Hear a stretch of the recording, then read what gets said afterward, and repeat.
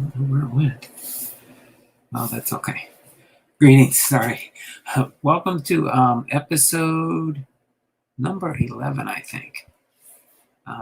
Mattie's spirit. I can't figure out where my page marker, my little sticky went. But yeah, episode 11, Mattie's spirit, is our next Yellowstone ghost story. So hopefully, I'm sure eventually it'll show up. I don't know where it's at. I don't know where it might have went. I don't see it on my book or anything. Well, I don't want to keep you here too much longer. Mattie's spirit. There are 8 individual graves known to be scattered throughout Yellowstone National Park. One in particular has been shrouded in mystery and myth. This lonely grave is found on the banks of the Firehole River near the Nez Perce picnic area off Fountain Flat Drive. Every year, thousands of tourists discover the grave, which, along with other statistical information, bears the name of Mattie. Some have seen it while picnicking. Others have sought it out after hearing or reading stories about her. But whatever brought them to her, most have said they have not been the same since visiting her grave. Mattie's spirit seems to draw one back. Who is Mattie? Where did she come from? Why is she buried alone? Mattie was born in Martha Jean Shipley on September 18, 1856, but the name Mattie agreed with her more, and she was known as Mattie all of her life. When her life ended, Mattie was lovingly used to mark her place of rest. Mattie's life was not easy. She was born to British immigrants in Massachusetts. Her family worked in dirty textile mills where the air was filled with the deadly germs of tuberculosis, commonly called white lung. The Shipleys often moved in search of better wages and better working conditions. While she was very young, Mattie's parents separated, and Mattie lived with her father until the Civil War began. When she was 7, Mattie's father was killed in the war, forcing her and her siblings to live with other families. Mattie learned the textile trade. Years later, she and her older sister Millie decided it was time for a change. Millie had met a young man named David Alston, and the three decided to begin a new life out west. Mattie had no idea of the future that awaited her in beautiful Montana, but she knew it would be a healthy change from the textile mills. Perhaps she already suspected that she was infected with tuberculosis. She had heard that moving to a drier climate would bring some comfort and maybe even a cure. Mattie helped her sister and brother-in-law homestead in Peace Bottom, Montana, near Billings. This was where Mattie met and married Eugene Gillett in 1882, and then tragically lost him a year later to tuberculosis. It wasn't an easy time for Mattie. Months turned into a year as she alone was left to settle her husband's estate and put her own affairs in order. Mattie was living in the Park Hotel in Billings when she started keeping company with the recently appointed hotel manager, Ellery Culver. Culver had many of the same experiences as a child, losing his parents and growing up in other people's families. Ellery, a widower, no doubt took quick notice of the spirited 26-year-old Mattie. As Mattie and Ellery spent more time together, she learned that Ellery had served in the Civil War like her father and had worked for the Northern Pacific Railroad, as did her first husband, Eugene. What a coincidence that their lives so paralleled. They were two souls who had been left behind by their loved ones, but it seemed to give them common ground to build a relationship. They were married on April 6, 1886. After the wedding, Mattie and Ellery moved into their own house on the south side of town, and Mattie joined her husband in civic duties. ranching, and even some hunting and fishing. By winter, the Culvers were preparing for their first child. On June 22nd, 1887, they welcomed with love little Theda Culver. Soon after the birth of their daughter, Ellery packed up and left for Yellowstone National Park. He accepted the position of Master Transportation with the Yellowstone Park Association. On July 26, with little Theda in arms, Mattie boarded the train for Livingston and eventually Cinnabar. From there, she took a stagecoach 8 miles to Mammoth Hot Springs and finally to the Firehole Basin, where she was reunited with her beloved Ellery. This was most likely Mattie's first visit to Yellowstone, and it must have been one of the most exciting times of her life. Aside from the discomfort of the dust from riding on the stagecoach, it was no doubt indescribable. To witness the park in its pristine beauty, the Culver family took up special residence in a hotel that practically sat on the banks of the Firehole River. It was the second hotel in the area built by George Marshall, originally called Marshall's Place. It had changed hands a few times and was now owned by Yellowstone Park Association. The association called it the Firehole Hotel, and it was a perfect place to spend the summer. Here, Mattie and Ellery could see nature at its best.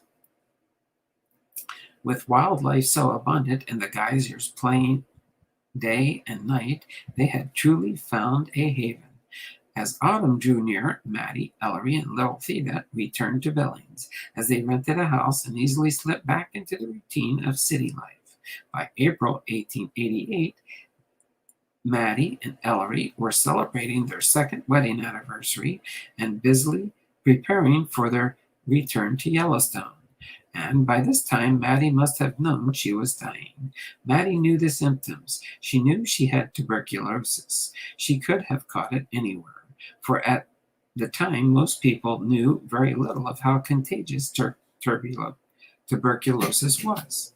She couldn't have carried it from her textile days or contracted it from her first husband, Eugene, but that was not important now. She needed to prepare herself and her family for her death. Treatments for tuberculosis were many, but cures were none. Ellery's job caused him to travel to Livingston and Billings, but Mattie may have been too ill to accompany him on those trips, so she and Theda stayed in the park. As the chilling fall winds began to blow, it was decided that Mattie, Ellery, and little Theda would spend the winter at the hotel as winter keepers. We do not know how sick Mattie became before her death, or what it must have been like for Ellery as he watched his beautiful companion's life slip away. Mattie died on March 2nd, 1889, and although her tombstone indicates she was 30 years old, she was, in fact, 32. The pain of both Ellery and her little daughter Theda cannot be imagined. Mattie died a little shy of their third wedding anniversary. Soldiers at the nearby station came over and did what they could, but the snow was deep and the ground much too frozen to dig a grave. Finding the 2 barrels, they laid them end to end, put Mattie's body inside, and covered them with the snow.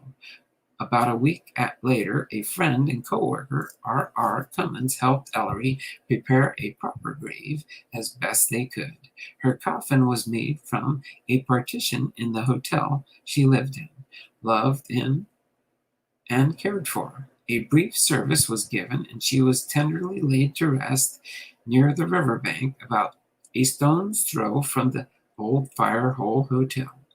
Ellery stayed at the hotel with her year-old daughter until April.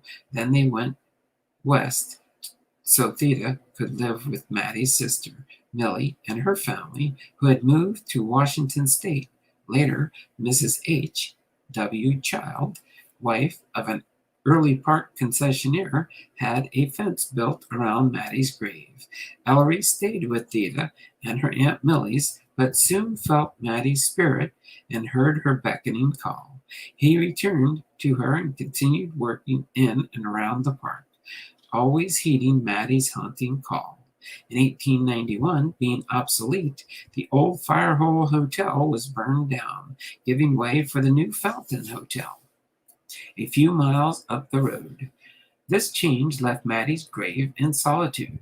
Ellery visited Theda often, but always returned to Mattie and Yellowstone they both loved so much. Tragedy again visited Ellery in 1906, when at only 19, Theda became ill. Hearing her mother's call, Theda followed her mother in death. Ellery worked 3 more years near Mattie in Yellowstone. Finally, age and health dictated that the move to the old soldiers' home in California.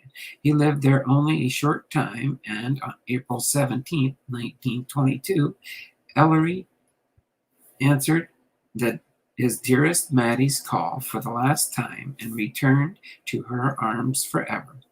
Ellery could not be buried next to Mattie. The National Park Service forbade it. He was buried in the National Soldiers' Home Cemetery in what is now Los Angeles. But those who have visited the grave know he is not there. The love of Mattie and Ellery had for each other endured 33 years while they were worlds apart. Now, after being united in death, Ellery and Mattie are together in the place they love. Many who had visited Yellowstone are repeatedly drawn to Mattie's grave. Her spirit, now joined by Ellery's, can sometimes be seen walking along the riverbank. Some say they've heard Mattie humming lullabies to baby birds in the trees. It's impossible to visit Mattie's grave and not feel her strong spirit beckoning you to return. Some do return and bring flowers. Others quietly meditate, but all eventually return. Hopefully you enjoyed this story of Mattie's Spirit from Yellowstone Ghost Stories, episode number 11.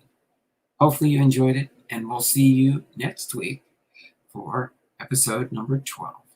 Take care, and I'll find that note somewhere. I don't know where it can be, but it's around. Hopefully I can find it before the next episode. All right? Bye for now. And we will see you, or Mattie's Spirit, one day if you ever visit Yellowstone. Bye for now, and we'll see you next week.